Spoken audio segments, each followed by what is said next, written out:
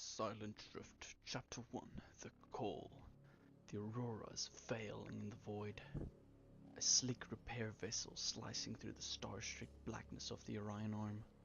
Its crew of 5 sat in the command bay. The hum of the ship's reactors, a steady heartbeat beneath their feet. Captain Lena Mngwane, a South African exobiologist turned commander, scanned the distress beacon's coordinates flickering on her console. The Stellar Nomad, a researcher orbiting the exoplanet KX-47b. It had gone silent 3 weeks ago, with no transmissions, no signs of life, but just a looping beacon pulsing like a dying star. ETA 6 hours, Lena announced, her voice calm but edged with steel. Her crew, engineer Sanjay Patel, medic Clara Voss, pilot Diego Alvarez, and security officer Taro Kamura. They nodded, their faces lit by the glow of their monitors.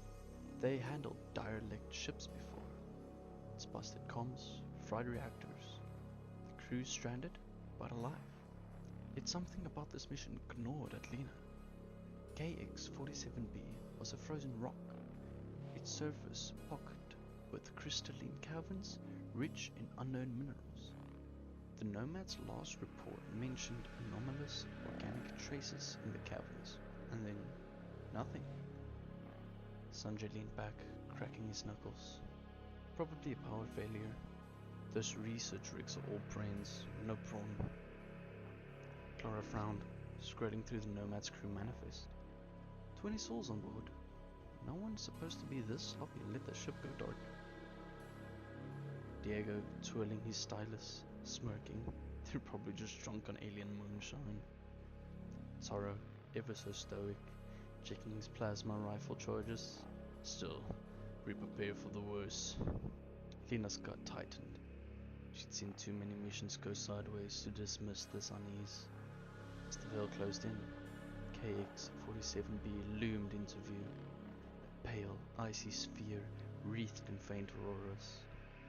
The Nomad started orbiting it, a hulking silhouette against the planet's glow, its hull intact, eerily still. No lights, no thruster flares, just silence. Chapter 2, Boarding the Dead. The Veil docked with a dull clang, maglocks sealing the airlock. The crew suited up, their EVA gear hissing as they checked for seals and oxygen levels. Lena led the way, her helmet's HUD casting a green glow across her face. The Nomad's airlock opened into a corridor, bathed in emergency red lights. The walls streaked with frost. The air was stale, heavy with a metallic tang that seeped through their suit filters. Life support's barely online, Sanjay muttered, his scanner beeping. Power's at 10%. Something's draining the core. Clara's medical scanner hummed. No biosigns. Not a single heartbeat. They moved deeper, boots echoing in the deserted halls. The crew quarters were a mess. Tables overturned, data pads shattered, a half-eaten meal congealed on a plate. Diego nudged a cracked mug with his boot. Looks like they left in a hurry. Taro swept his rifle beam across the wall. Revealed faint scratches, claw marks almost, too deep for human hands. Or something made them leave. Lena's comm crackled with static, a garbled whisper flickering through before fading. She froze, scanning the shadows. Anyone else hear that? The others shook their heads, but their eyes betrayed unease. In the science bay, they found the first clue, a hololog from Dr. Alina Gorshakov, the Nomad's lead researcher. Her face was gaunt, her voice trembling. We found it in the caverns, a viral strain, unlike anything on record. It's changing us. Quarantine failed. If you're hearing this, burn the ship. Don't let it spread. The log cuts into static. Clara's face paled. A virus? From the planet? Sanjay checked a nearby console, pulling up data. They brought samples on board. Looks like it breached containment. Lina's mind raced. A viral outbreak could explain the silence, but not the claw marks. We need to see the crew, find out what we're dealing with. Chapter 3, The Infected. The lower decks were a labyrinth of flickering lights and frozen pipes. The crew moved cautiously, their breath fogging their visors. In the cargo bay they found them, or what was left of them. 15 bodies lay sprawled across the floor, their skin grey and mottled, veins bulging black beneath the surface. Their eyes, milky, unseeing, stared at nothing. Limbs twisted at unnatural angles, fingers elongated into claw-like points. Clara nailed by one, her scanner whirring. They're dead. Not fully. Neural activities erratic? Like they're in a coma? But this virus, it's rewritten their DNA. Diego backed away. Rewritten into what? Before Clara could answer, a low growl echoed from the shadows. A figure lurched into the light. One of the Nomad's crew. Now, a grotesque parody of a human. Its jaw hung slack, teeth sharpened to jagged points, and its arms dangled, tipped with claws that scraped at the deck.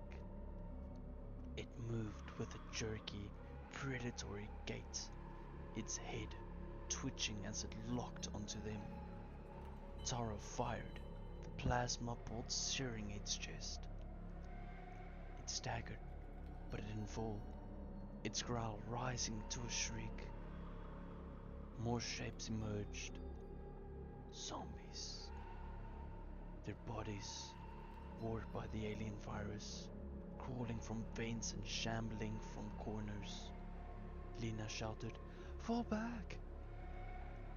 They ran, the creature's shrieks echoing behind them. Diego's plasma pistol flared, downing one, but another lunged, its claws raking his suit.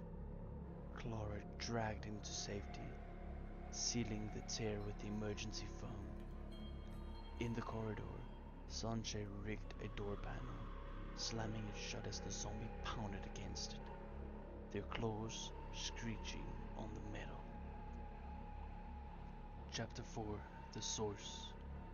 Huddled in the Nomad's bridge, the crew caught their breath. The consoles were dark, save for a single screen looping Korsakov's warning. Lina accessed the ship's logs, piecing together the horror.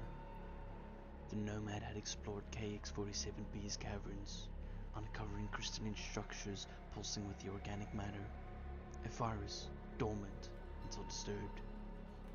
It infected the crew within hours, twisting their bodies and minds. The logs ended with Korsakov sealing herself in the medbay, and her fate unknown. "We can't leave this here," Lina said. "If it reaches the colony..." Sanjay nodded. "I can overload the reactor, blow the ship." Clara hesitated. "What if there is a cure? Korsakov might have left something." Taro checked his rifle. "We find her, then we end this." They descended into the medbay. The ship's halls now a gauntlet of flickering lights and distant shrieks. The air grew colder, the metallic tang sharper. In the medbay, they found Korsakov, slumped against the console, her body untouched by the virus, but lifeless. A syringe of failed antidote beside her. A datapad clutched in her hand held her final notes.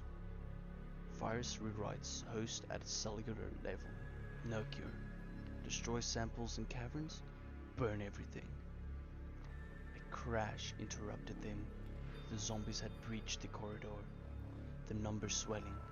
Lena grabbed the data pad and they fled. Tara's rifle carving a path. Diego stumbled, his suit's oxygen alarm beeping, damaged from the earlier attack. Clara supported him, her face set with determination. Chapter 5: The Sacrifice. Back on the Vale, Sanjay worked frantically to detach the docking clamps. The Nomad's reactor ticking towards overload. The zombies hammered at the airlock, their claws denting the metal. Lena uploaded Korsakov's notes to the Vale system, transmitting them to Earth. A warning, a legacy. Diego, pale and gasping, clutched Lena's arms. I'm hit. Suit's failing. Leave me. No one gets left behind, Lena snapped, but his eyes were resolute. I'll hold him. Get out. He drew his pistol, limping to the airlock controls. Tears stung Clara's eyes, but she nodded. Tara clapped Diego's shoulder, a silent farewell. As the veil detached, Diego sealed the airlock behind him, his silhouette vanishing as zombies swarmed. The Nomad's reactor flared, a blinding pulse that consumed the ship in a silent explosion, scattering debris across the void. Epilogue. The Veil limped back to the base, its crew battered but alive. Lena stood at the viewport, KX-47B, a shrinking speck. Diego's sacrifice weighed heavily, but Korshakov's warnings had reached Earth.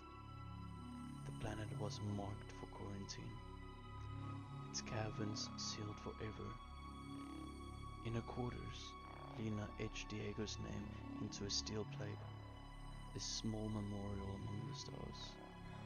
The virus was gone, but the void held countless secrets, waiting to be stirred.